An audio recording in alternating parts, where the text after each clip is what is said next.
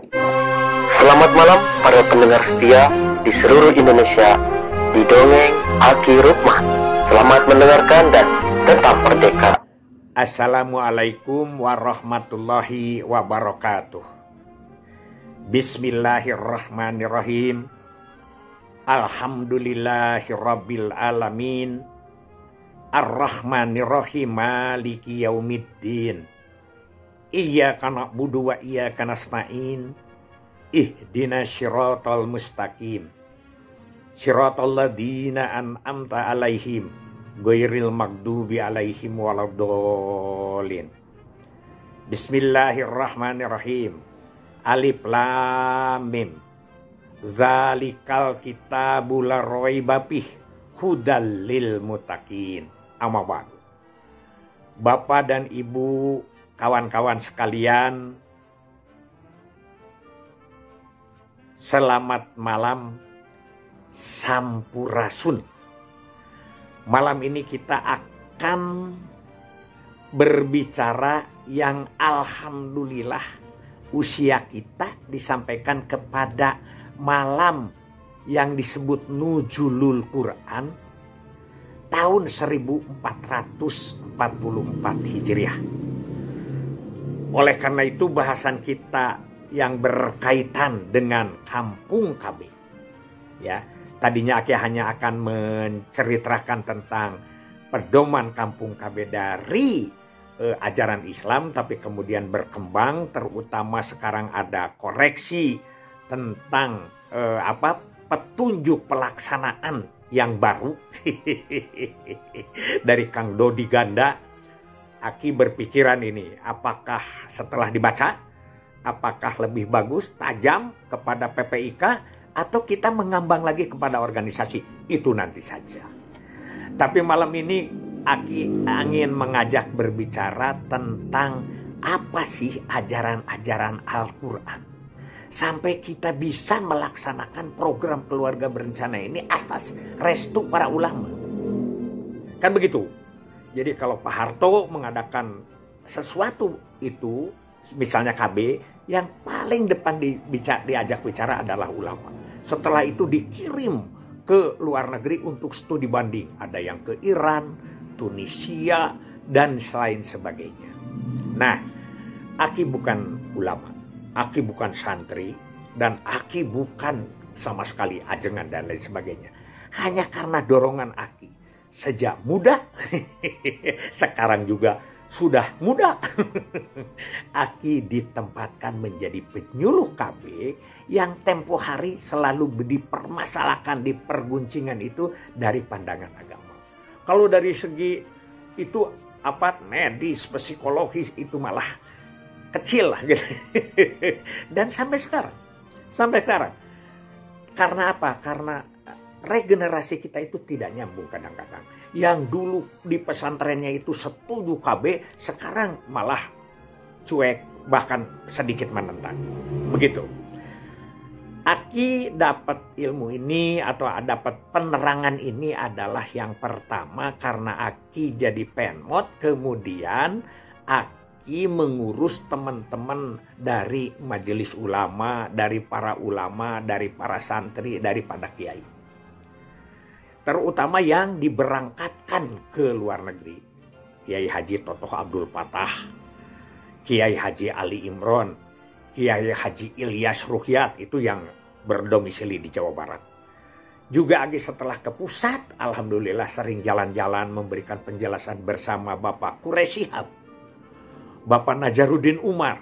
Jadi Aki semakin alhamdulillah ada sedikit wawasan.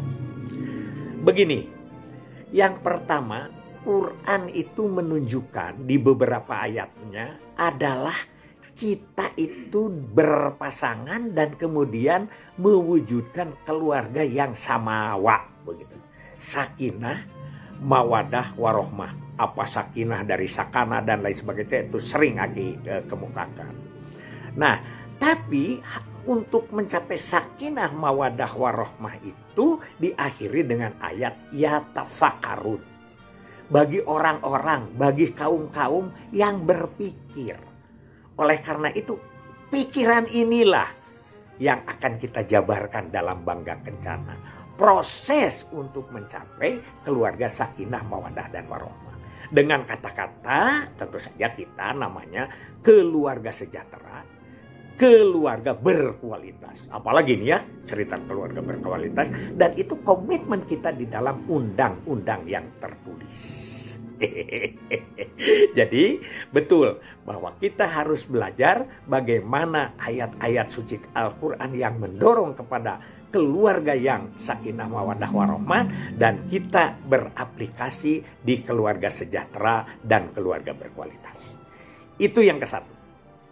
Yang kedua, di dalam Al-Quran ini ditunjukkan langkah-langkah dari mulai bagaimana cara bersetubuh, bagaimana melahirkan, bagaimana menyusui anak, sampai kepada mengurus anak.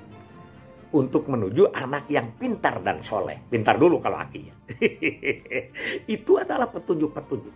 Jadi jelas kita itu diberi bekal untuk itu. Yang ketiga yang paling mendasar, ini sering Aki bicarakan, ketika di Bangkok, Aki bersama Pak Toto Abdul Fattah dihantam oleh ulama Bangkok, ditanyakan kenapa Indonesia harus anaknya 2. Tadinya kan Aki yang mau menjawab, ternyata Pak Toto yang menjawab. Beliau mengatakan, jangankan 2, ya, 1 pun bukan kewajiban punya anak itu. Beliau menjawab bahwa tidak ada hukum wajib mutlak bagi kawin dan punya anak. Jadi itu adalah hasil rumusan ulama internasional. Ketika sesuatu yang tidak wajib itu menjadi pilihan. Begitu, menjadi bisa direkayasa. Tidak boleh berdoa sekarang. Kita minta supaya sembahyang lohor atau sholat lohor menjadi 3 rakaat. Tidak boleh. Tapi berdoa untuk anak tidak terlalu banyak itu boleh. Itu. Jadi sesuatu yang tidak wajib itu adalah menjadi sunat atau yang lain gitu, mubah ya dan lain sebagainya.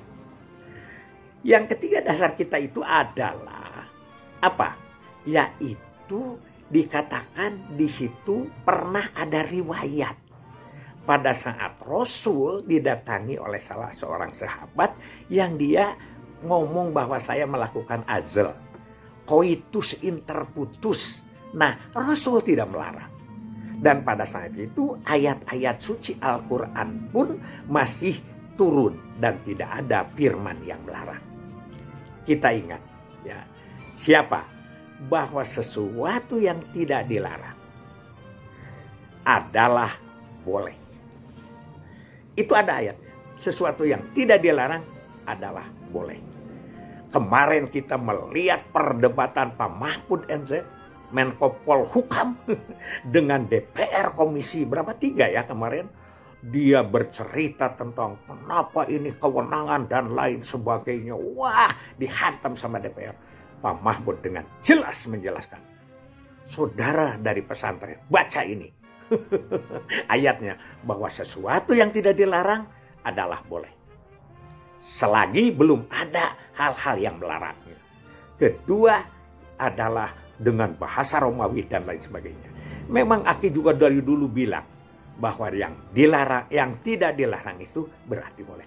Ajal tidak dilarang. Nah, dengan ijma dan qiyas para ulama, ajal itulah yang disebut dengan kontrasepsi. Itu hikmah daripada nuzulul Quran yang berkaitan dengan pembangunan keluarga yang sedang kita laksanakan. Mudah-mudahan ini menjadi hikmah dan tidak salah. Kalau ada salah mohon koreksi. Dari para ulama-ulama BKKBN yang sering Aki saya sebutkan ya. Dan sekarang tiap pagi juga masih memberikan tausiahnya ya. Kiai Haji dan Tuan Guru ya.